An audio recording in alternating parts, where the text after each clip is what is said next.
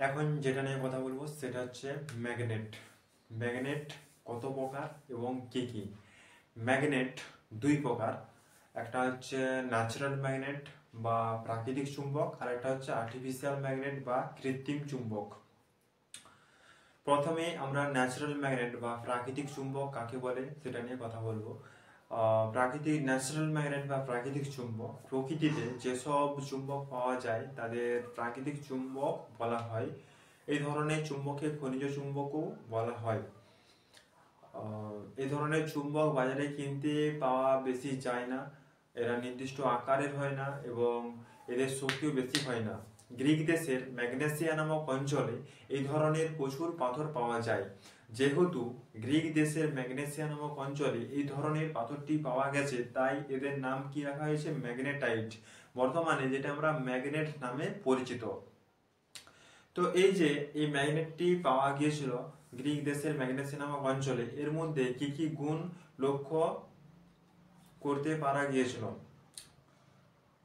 দুটি। একটি হচ্ছে আকর্ষণী ধর্ম।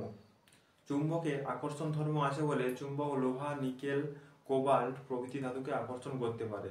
2 নম্বর হচ্ছে দিক নির্দেশক ধর্ম।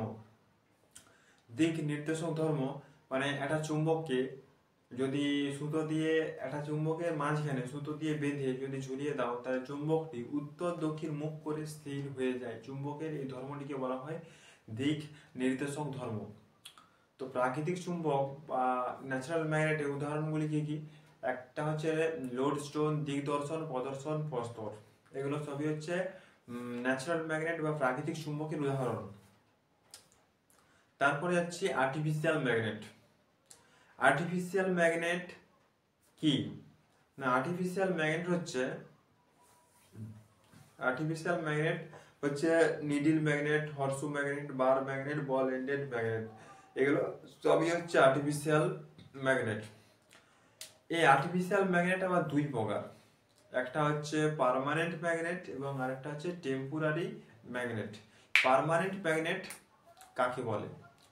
পার্মানেন্ট ম্যাগনেট মানে যেগুলো মানুষ বানিয়েছে নিজেদের প্রয়োজন অনুসারে, যেখানে যেরকম প্রয়োজন সেখানে সেরকম মানুষ বানিয়েছে।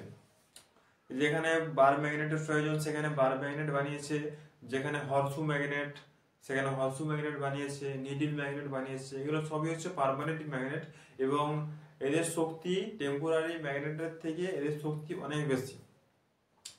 পার্মানেন্ট ম্যাগনেট হচ্ছে তোমার ওই needle magnet, horseshoe magnet, bar magnet, ball ended magnet. এগুলো সবই হচ্ছে পার্মানেন্ট ম্যাগনেটের উদাহরণ। তারপর হচ্ছে টেম্পোরারি ম্যাগনেট আর ইলেকট্রোম্যাগনেট। টেম্পোরারি ম্যাগনেটকে ইলেকট্রোম্যাগনেটও বলা হয়। টেম্পোরারি ম্যাগনেট আর ইলেকট্রোম্যাগনেট যেটা ইলেকট্রিসিটি এর মাধ্যমে ম্যাগনেটাইজ করা হয়, আবার যখন ইলেকট্রিসিটি বন্ধ করে দেওয়া হয় তখন সেটা ডিম্যাগনেটাইজ হয়ে যায়, তখন তার ম্যাগনেটাইজ প্রপার্টি আর থাকে না।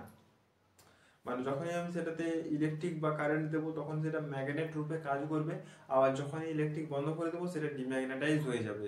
মানে ধরো একটা কয়েল, ঠিক আছে, একটা কন্ডাক্টরের কয়েল, সেখানে যদি আমি কারেন্ট দিই সেটা ম্যাগনেট রূপে কাজ করবে। মানে একটা ম্যাগনেট যেরকম ভাবে কাজ করে, ঠিক আছে, একটা নর্থ পোল, একদিকটা নর্থ পোল এবং আরেকদিকটা সাউথ পোল হয়, সেরকম ভাবে কয়েলটাও আমাদের ওই ম্যাগনেটের মতো কাজ করবে। আর আমাদের পৃথিবীতে যত রকম পদার্থ আছে সবগুলোকে 3টে ভাগে তাদের ম্যাগনেটিজম প্রপার্টি অনুযায়ী ভাগ করা হয়েছে। 1 নম্বর হচ্ছে ফেরোম্যাগনেটিক সাবস্টেন্স। ফেরোম্যাগনেটিক সাবস্টেন্স সেইগুলো যেগুলো খুব স্ট্রংলি আকর্ষিত হয়, সেগুলোকে ফেরোম্যাগনেটিক সাবস্টেন্স বলে। যেমন কি কি? যেমন হচ্ছে লোহা, নিকেল, কোবাল্ট, এগুলো সবই হচ্ছে ফেরোম্যাগনেটিক সাবস্টেন্সের উদাহরণ। এগুলো ম্যাগনেটের সাথে খুব স্ট্রংলি আকর্ষিত হয়। তারপর 2 নম্বর হচ্ছে প্যারাম্যাগনেটিক সাবস্টেন্স। প্যারাম্যাগনেটিক সাবস্টেন্স সেগুলো যেগুলো খুব স্লাইডলি বা খুব হালকাভাবে ম্যাগনেটাইজ করা হয়, সেগুলোকে প্যারাম্যাগনেটিক সাবস্টেন্স বলা হয়। যেমন হচ্ছে অ্যালুমিনিয়াম, প্লাটিনাম, কপার, ম্যাঙ্গানিজ। তারপর 3 নম্বর হচ্ছে ডায়াম্যাগনেটিক সাবস্টেন্স।